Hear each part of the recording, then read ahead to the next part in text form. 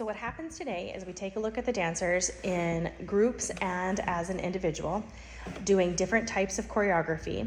And then on Friday morning, we post on the door an offer as to whether or not they make the team. So the offer is to invite you to enroll and sign up. If your dancer tries out today, gets the offer on Friday, and then decides this is something that your family can commit to, all of the policies that we talk about out loud today will be in the portal that you can agree to when you sign up. So under certain circumstances, sometimes a late invitation or a younger opportunity to audition may be presented, and accommodations are made for late or other registration. So if you don't see someone here, they either have to meet with us individually to listen to it, sign off that they listened to the recording, or do a virtual audition where we see that they've paid attention to what all the rules are and they make all the same minimum requirements. Then for dancers, I require that you listen to this because the etiquette part is very important. As a member of the team, you'll hear this again at our first rehearsal. As a member of the team, you'll be considered part of our elite performers. Elite performers are held to a higher standard than recreational dancers due to the extensive commitment and type of events they are participating in. Dancers must have good standing in attendance, classroom etiquette, and company ambassadorship. So for attendance, you have up to 3 excused absences. Excused absences are illness, academic obligation, and family emergency.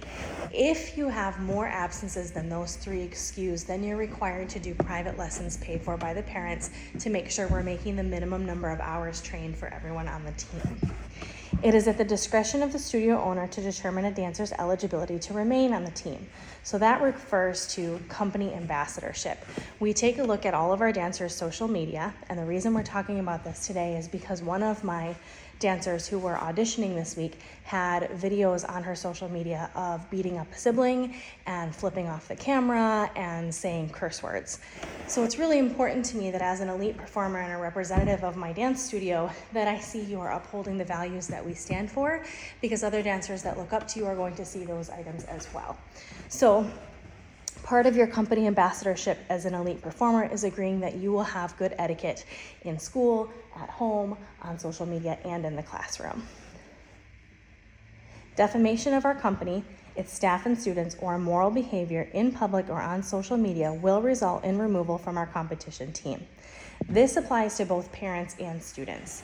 If we are at an event somewhere off-site and one of our dance parents is speaking negatively about our studio in that setting, it doesn't make sense for them to be there representing our company. That type of behavior makes all of our teammates very uncomfortable, makes other parents very uncomfortable, and as a dance studio makes it very difficult to get through a weekend off-site under a lot of pressure from competing. So we take a look at not only our students as representatives of our company, but also their parents. Likewise, if parents violate rules of the competition, then we remove their students from the team. For example, a few years ago, we had a parent that violated the no filming rule, and when the security of the competition came to him and told him to put his cell phone away, he told them to F off and had our dance disqualified. So we hold parents just as accountable as our students. We are a dance company that prides ourselves in being all-inclusive as a positive resource for dance families. This means that any parents or responsible parties found to be discussing our program negatively will result in termination of their dancer from the program. In my opinion, if there's something you don't agree with and you're not willing to come to me to talk about it, but you are speaking negatively in public spaces where our dancers can hear you, you don't belong at our studio, because that type of environment becomes toxic for all of our students, teachers, and other parents. We do not promote gossiping or permit dancers to speak negatively of other studios while on our premises or at any ASAO coordinated functions. Bullying by dancers, families, or guests will not be tolerated. Bullying is defined at the discretion of the studio owner. ASA owner, myself, reserves the right to dismiss dancers and family members from functions and future program enrollment and attendance without any advance notice or explanation. So if something like that happens, usually it has to be overheard by someone on our administration team and or our security cameras. At our new venue for rehearsals, we have confirmed that that is something we can check into and make sure we have that evidence ready. And then we send an email to the parents letting them know that their kids are no longer welcome in our program. Dancers should expect to wear a black leotard, black shorts, tan tights, and tan jazz shoes to competition rehearsals.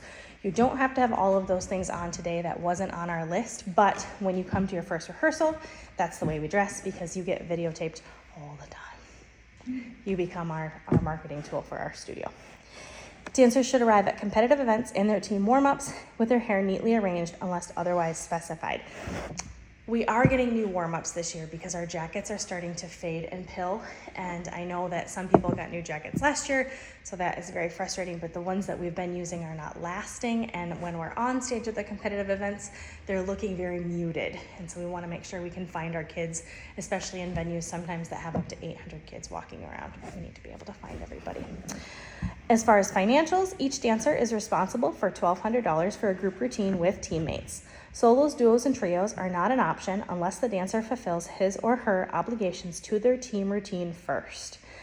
So if a dancer wants to participate in solos, duos, or trios, they may audition for those tomorrow, but today they are auditioning for the team group routine, and that obligation has to come first. You don't get to choose one or the other. You start with one and add on, because we do a lot of our core technique training and preparation for auditions at convention. All of that happens with the team, and I believe that dance is a team sport first in the competitive world. Dancers are eligible to audition for the solo, duo, or trio. There's no requirement ahead of time. If you've auditioned for the group, you can audition for the solo, duo, trio. Scholarships and tuition waivers, so if you are also a staff dancer, do not apply to your competition fees. Dancers are responsible for warm-up fees of $150 if he or she does not yet have a warm-up for the current season, or if warm-ups owned by the dancer are not in satisfactory condition as determined by the studio owner only. If dancers on the team for a second consecutive season vote to update the warm-up, dancers are responsible for the difference in costs, such as new pants, adding shorts, or shoes. We're doing the new jackets, and I think last year we voted not to do pants. So that may decrease that cost depending on what the new supplier is. And she'll also give us a bulk discount, so we'll take a look at what that is. Dancers may be responsible for private lessons as needed at the discretion of the studio owner. This part is particularly important because we work so hard to be inclusive.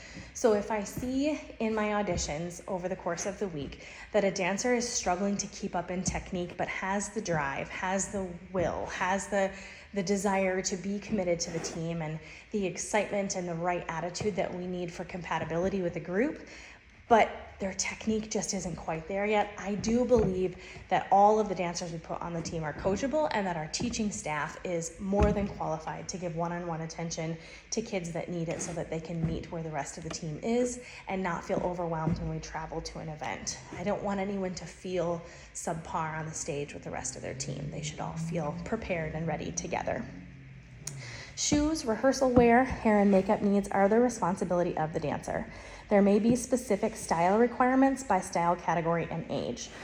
In the dance competition world, one of the things that we are judged on is our appearance as a team. And most of the time, depending on the style of dance or the type of routine that you're doing, they expect the whole team to look perfectly uniform. So we do that right down to hairstyle. And if anyone is struggling with the hairstyle, we have a lot of dancers that will come together and have a getting ready party so that everyone has that same hairstyle ready to go. And then under dire circumstances, if a dancer arrives and it's time, Tanya will be fixing their hair as we run down the hallway.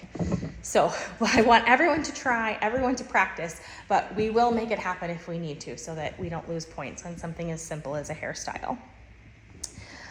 Dancers are required to have a clean, neat pair of Block Pulse jazz shoes and Sunlight tan tights for performances.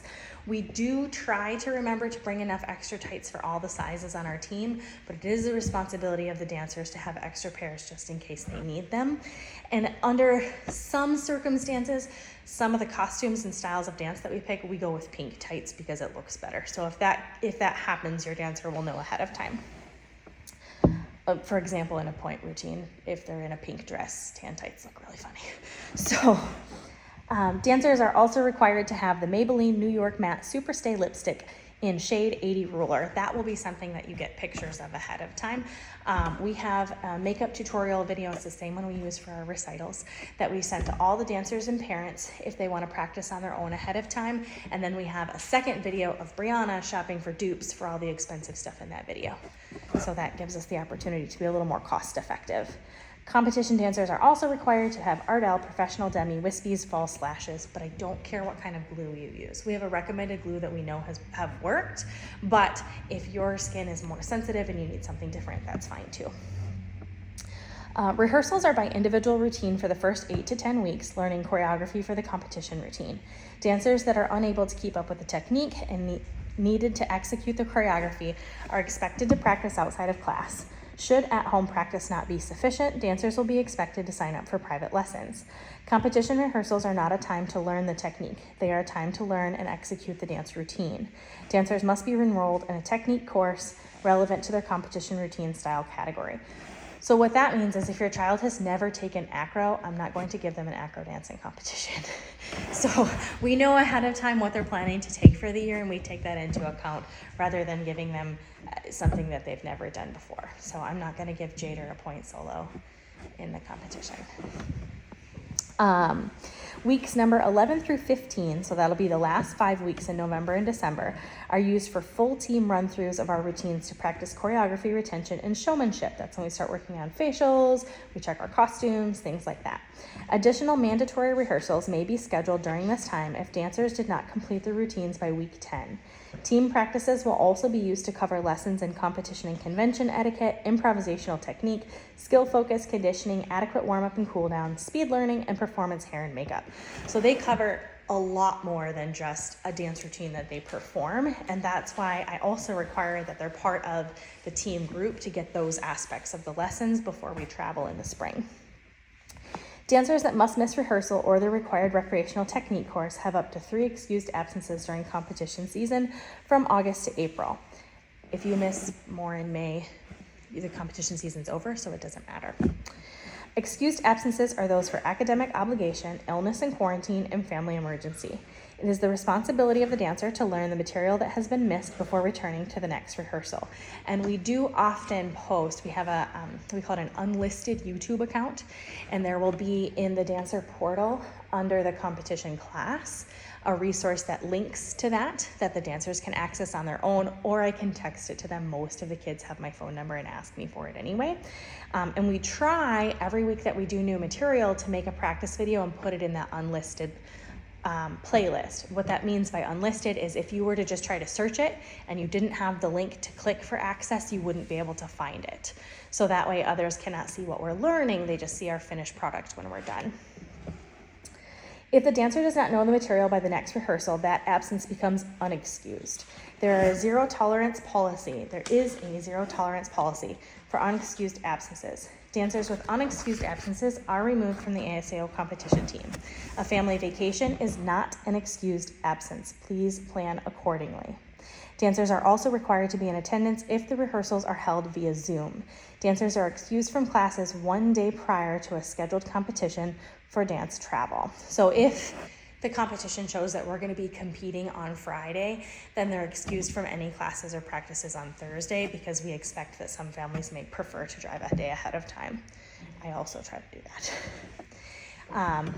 Scheduling conflicts that are disclosed prior to registration may be subject to discretionary accommodations. So what I mean by that is we put our offer up on the door on Friday morning, and then you have until Monday to accept or decline the offer and mark it in your portal. Once you've marked that you agree to that offer and you are signing up for those practices, the schedule is set and there are no other discussions for excused absences beyond what's in your contract.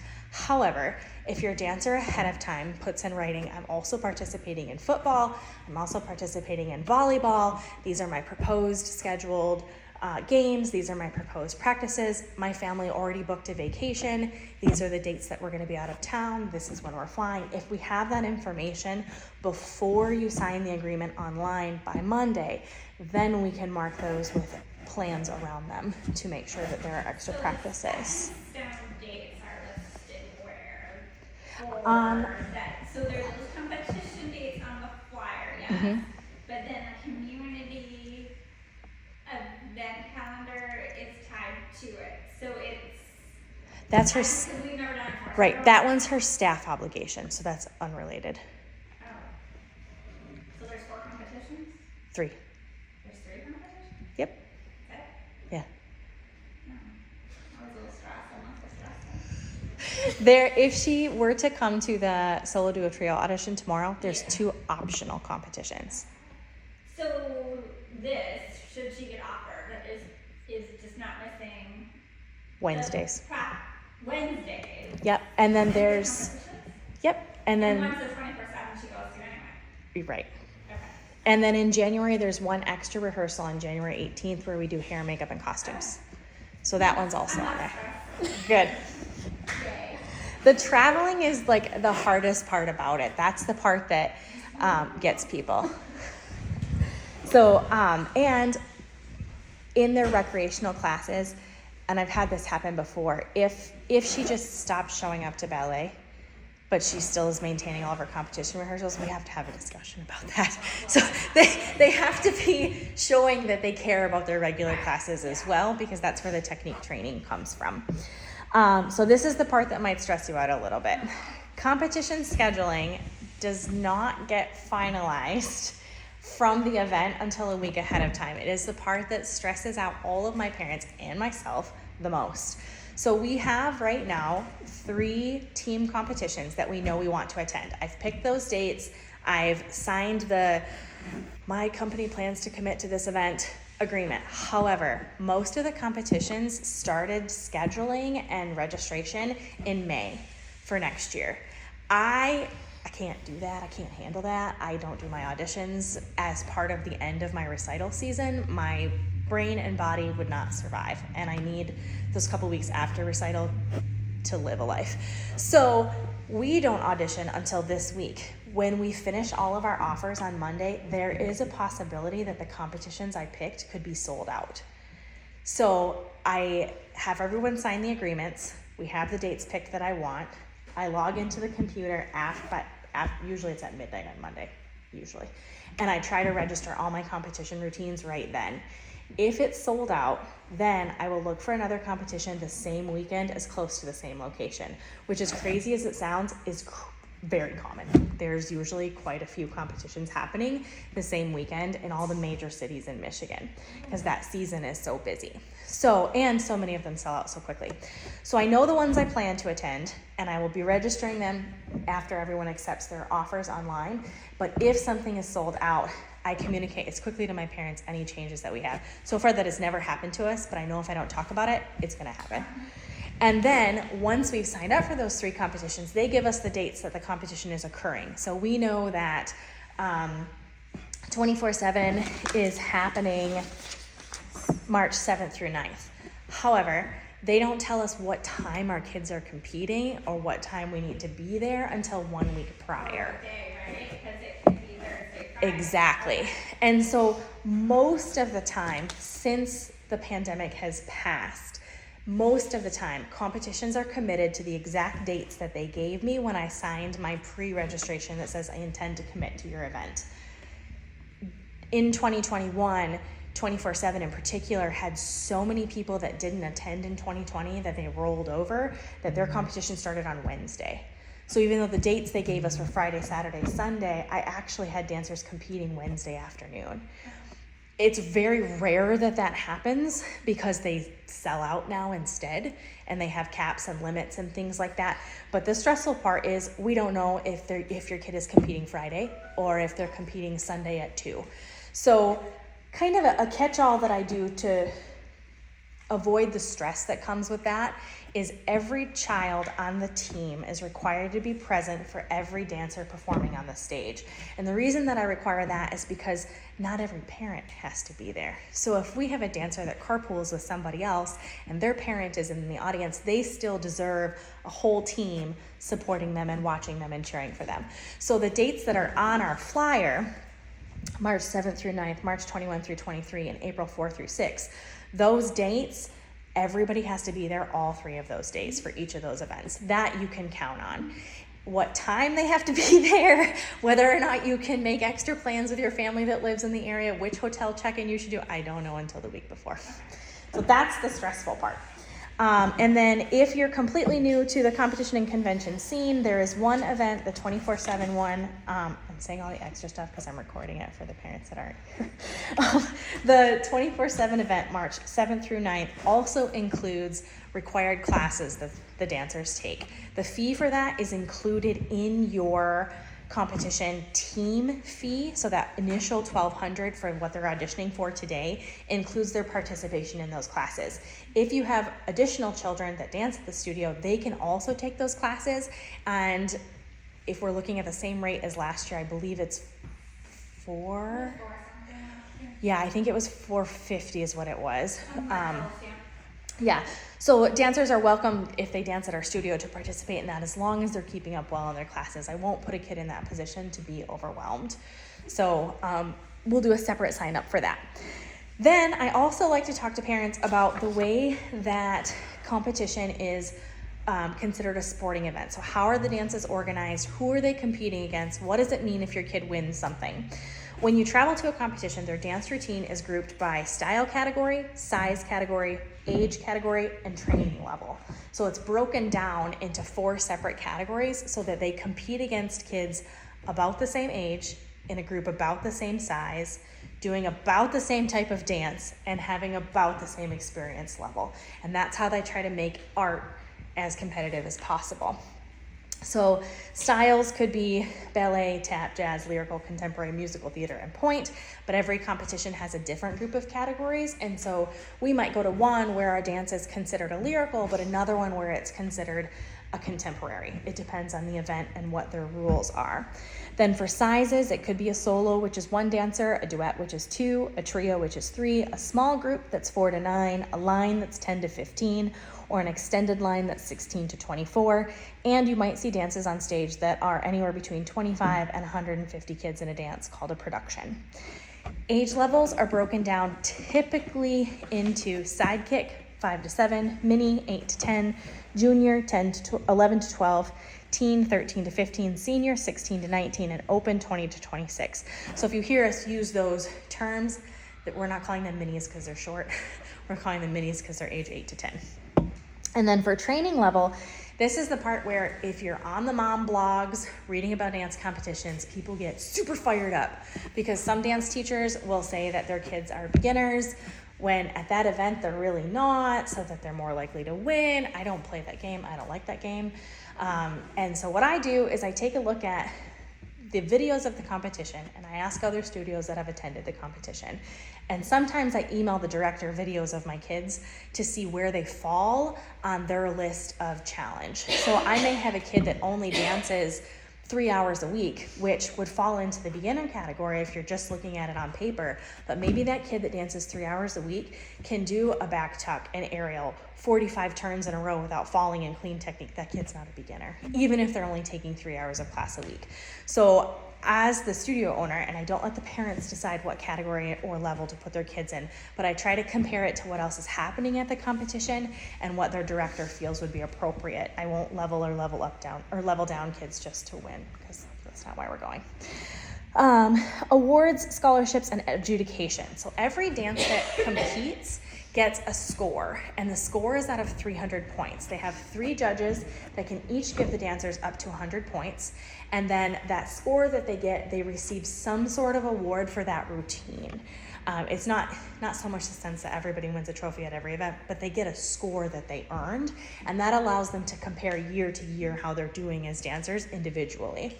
So some examples of that, they might do a bronze if they get 216 to 230 points, silver 231 to 245, high silver 246 to 260, then it might go up to gold, high gold, platinum, and some competitions are so strict that there's only like a 10-point range for the highest one, but maybe the 3rd or 4th one down is a 30-point range.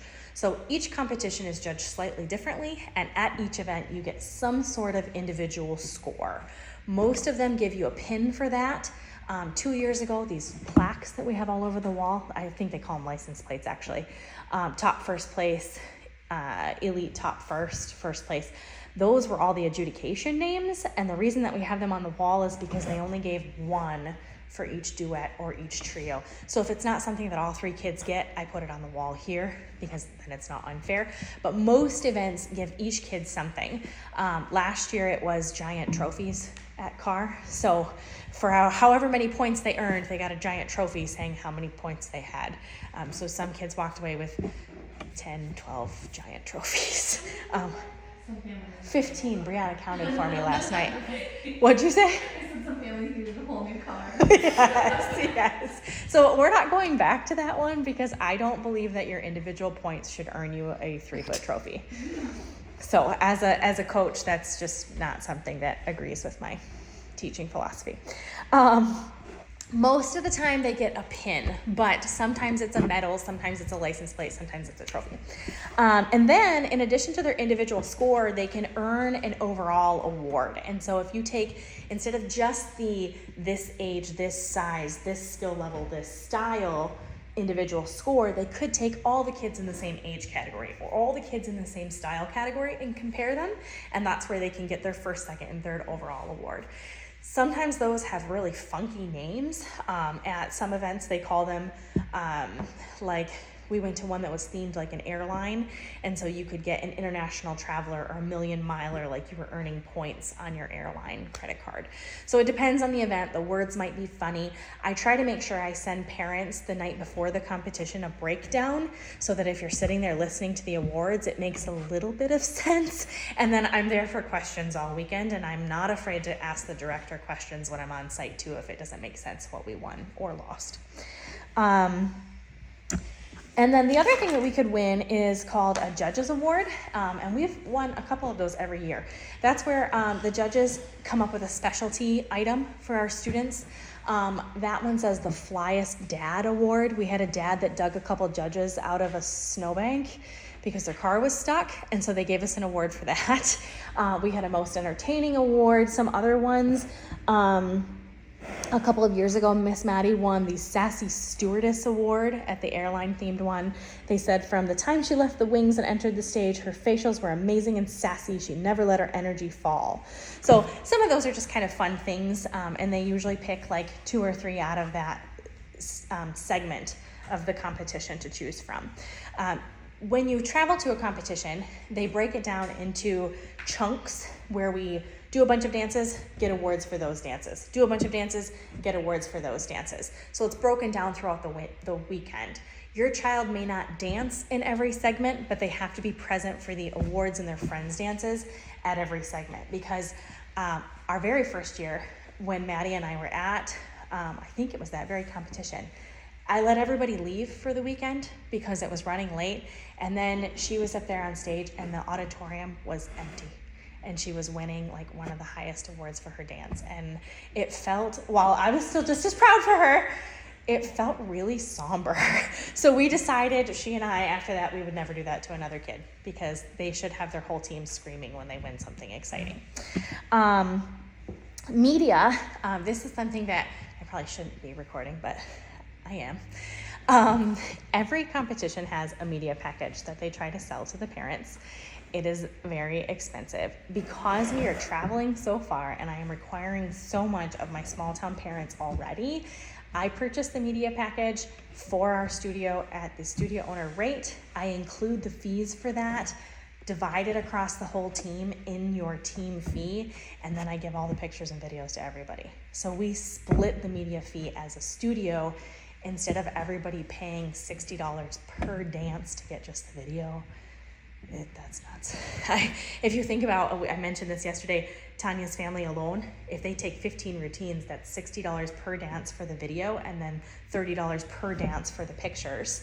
And her kids are dancing with somebody in almost every routine. So that parent is also paying $60 per dance and $30 per picture. Since we're already traveling so far, staying multiple nights, usually have to go a day ahead of time, sometimes stay a day later. That's something where I think we can cut cost. So they'll put little notes on the chairs. They'll stop you in the hallway and try to sell it to you. You'll see it at the merch table. We're already buying the media package. Don't do it. You're paying for it by September 1st already. And then another thing that is mentioned at almost every single competition is because they sell those media packages, parents are not allowed to film or take pictures of their kids on the stage. Sometimes their pictures suck, and I've emailed them and we've gotten discounts for the following year, but we're not going back, so. But sometimes they're really fantastic, and we've used them as marketing photos and things like that. I just don't ever want to end up back in a position where our dancer is disqualified from overall awards because a parent won't stop filming in the audience. And then the next section of our policies is communication, and this is something where we're going to do a little bit differently this year. For the last 5 years that we've competed, I've used Facebook Messenger because technology is really annoying with the difference between iPhones and Androids, and you can't make group chats with them. And then my texting service through my app was causing like us to get flagged as spam, and some people don't get my messages. And sometimes a competition could be running 2 or 3 hours ahead of schedule, and you need to know so that we can hurry, scurry, boogie over there and have our kids ready on time. So this summer, I had dancers travel to different places all over the country, and each of these different things that they went to used different messaging and communication platforms. And I knew that was something that we needed to improve upon because some of my younger students don't have access to those messages. And sometimes, I don't say this to be offensive, sometimes the kids are a little bit more responsible than the parents as far as knowing where to be and what they're supposed to be doing and where to find their practice material. So the kids having access to the practice links, so you don't have to look them up on your phone, they don't have to wait for you to come home from school, or if you're both trying to get ready and you're in the shower and she's ready to go and she sees the message first, we can make sure everybody is getting the communication as quickly as possible. Tanya and I took those different applications and downloaded all of them and tested all of them. We tried to message people that weren't part of our company. We tried to access outside platforms. She's a shark. She thought of way more things than I did to protect our children. And we found the most locked down one of everything that the kids traveled and did, and that was Discord. We were hesitant because it has a bad rap in the gaming industry because kids can stream themselves playing video games and they can invite other people to watch their streams, but we can create a company server just to your kids, and you can set the rules in your home that they can't create their own servers or share their links with their friends, and they have to have our QR code with their app to access our chats. Then we can send their homework links there, we can send their music links there, we can send the updates there. Because it's something new and we're piloting it this year, I will send all communications to the old platform and the new platform. The old platform being Facebook. Messenger. Yep, I'll use both for this year, and then at the end of the competition season, say to my parents, especially my vet parents, what did you like? Did you like that your kid's getting the messages on their own? Do you like that they have that responsibility? Because the problem that I ran into the last couple of years is a lot of parents don't want their kids to have Facebook Messenger, and that makes sense. And the kids Messenger doesn't let you add kids to a group chat with adults. And for some reason, the teenagers don't like Messenger. I had to make her. Remember, I added it on groups. I'm like, Yes. she's got Facebook. But I'm like, you put Messenger on your phone. Like, you need to keep up with your Do it yourself. Like, Yes. she's old enough she can. Right, And, like, right. Single parents into jobbing. Like, Yeah, yeah. Sorry. And I wanted to get her to download Facebook Messenger. And I don't think she's checked one of the messages. No, she hasn't. I looked. So, actually, it's something you can get the teenagers to use. So yeah, it is something that, Jasmine, were you happy with Discord at CLI? And did you feel comfortable logging in and looking at it? Okay, cool. So that's what we're gonna try this year, is we're gonna try this new app that she used while she was away at CLI. We also took a look at the one you used when you were at Eisenhower. Hope did a different one, but we were able to access public forums and have conversations with the general public. What did you use that to do? WhatsApp? That one, I know that you can message anybody because I get messages on WhatsApp from kids all the time that dance here because it's linked to your Gmail account. So, yeah. I had to call a couple parents and let them know that their kids were sending me crazy things a couple years ago. So that, I won't use that one either. But that's why we do it. We investigate it, we see what we can find, we play with it. The next section is titled Transportation and Lodging. Basically what it comes down to is you're responsible for your own children. I can't drive them there, they can't stay with me. I'm sorry.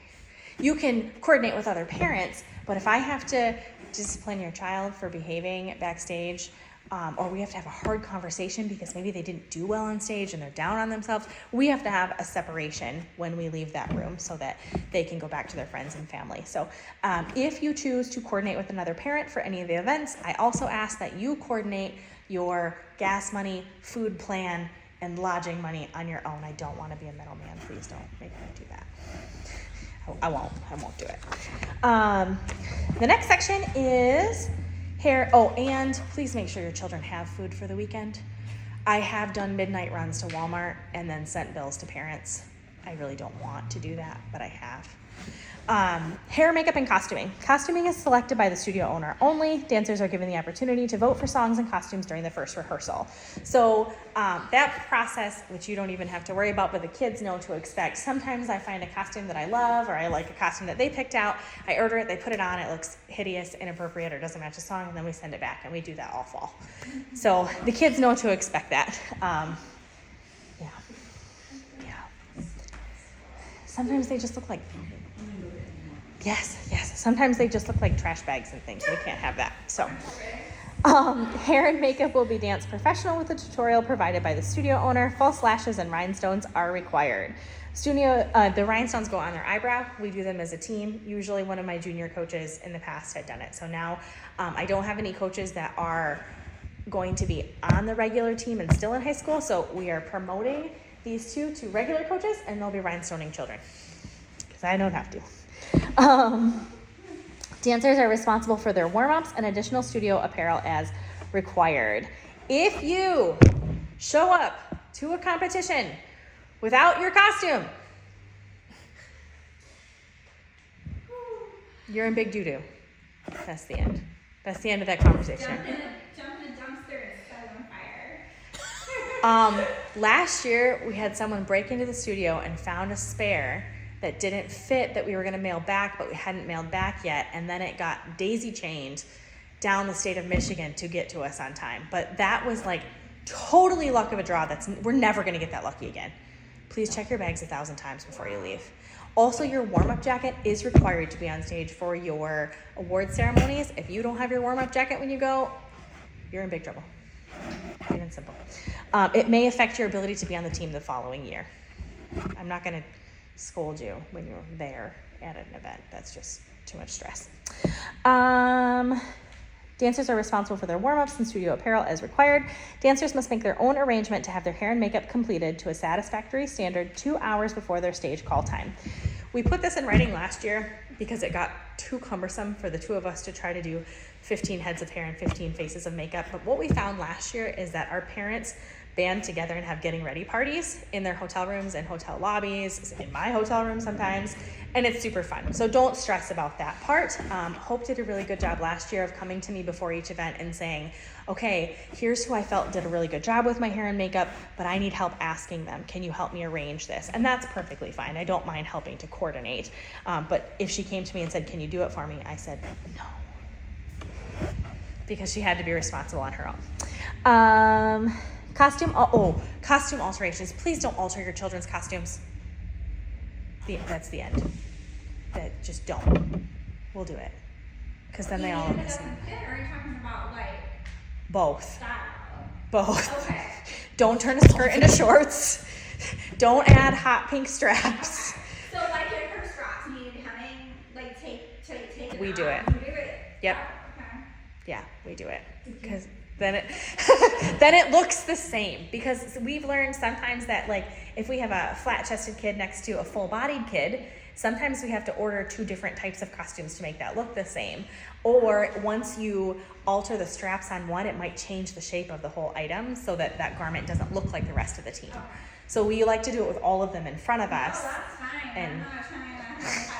I just assumed we'd be hemming our own if the girls needed No, alteration. it annoys me because then they don't look the same. So Mrs. Maloney and or Tanya do all of them because it's just easier. They all look the same that way. We may have additional rehearsals scheduled. We try to use the local theater if we can. Because we're switching our studio location to the Big Bear, we've rented the Cub Court for a big rehearsal day where we can do like a set of chairs where kids are doing hair and makeup and practicing. We can be doing a rehearsal over here. Our parent team, should you choose to do it, could be rehearsing over here. So we have a court rented to do that there instead of on the stage. It was significantly cheaper, and that's not part of your team fee like it should be. So, and then the last section says, dancers, you cannot choose which competition you want to attend. The 3 team competitions are for the whole team. You are a very important part of the team. You have a place in the routine. You have friends that depend on you. We do lifts and things. So you can't just pick your favorite 1 or 2 to go to. You go to all 3 as a team. Make sense? Sweet. Questions, comments, concerns about the team rules and the team commitment? The biggest change is that we're adding Discord, but we won't take away Messenger for at least a year, and we'll vote to see how we feel about it at the end. And then you know it's gonna be old parents and young parents is what it's gonna be. I know. And it's also going to come down to like which kids are responsible for their own stuff and which parents are responsible for the stuff. That part's going to be a little stressful. But right now what I do is I message the parents on Messenger, and then a group of the kids that have iPhones, and then individually all the kids that don't have iPhones, and then I freak out that I might have forgotten somebody. Yeah. And I don't like No it. one needs to be uniform. Yeah.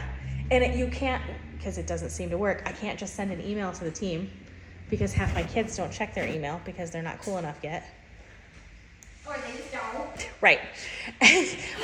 Or You're asking about it. or I would send an email to the team, and then like 5 kids would text me and say, my mom says there's a link now, can I have it? Right. So I'd rather put everybody in one app and send it there. And while the platform that we use for our software, which we've used for the last 7 years, they do have an app now, it doesn't have a messaging service in it. So until they upgrade that part of the app, we have to have something else for our messaging. Baseball and hockey teams do. We have Yeah. Team Snap and Game Changer for each sport, and it is what it is. You get on it, and you know what's going on, or you don't get on it, and your kid is not stuck and is going on. You know what I mean? Yeah. And it's time for us to That's upgrade. what you have to do. Yeah, time for us to upgrade to be doing something like that. So, kids, any questions? Comments, concerns, things to add? Yes? What? She twisted it and I could hear her back cracking. Oh. Okay, perfect. Then I'm going to stop our recording so that other parents have it.